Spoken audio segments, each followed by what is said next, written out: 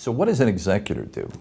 An executor is somebody that you have picked in your will to take your assets and distribute them to the people that you love, the people that you want to get them after you've passed away.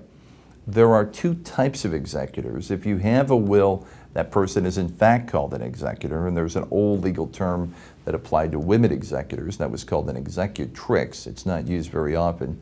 If somebody passes away and they don't have a will, then the person who takes care of their estate is typically called an administrator.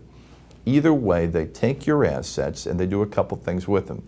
First, they read the will, if there is one, and have the court bless the will. Once the court blesses the will and says, yes, it's a legally enforceable will, then you become the official executor of the estate. Again, if somebody passes away without a will, then the court looks at the estate and appoints somebody and blesses them as the administrator of the estate. The executor and administrator really do two things. First, they make sure the bills are paid. The primary job of an executor or an administrator is to make sure the taxes are paid and the debts of the deceased are paid. First and foremost, not give it to the heirs, we'll get to them, but they only get what's left after the taxes are paid, the debts are paid, frankly the administrative fees are paid, that means the lawyer fees, that means the executor fees.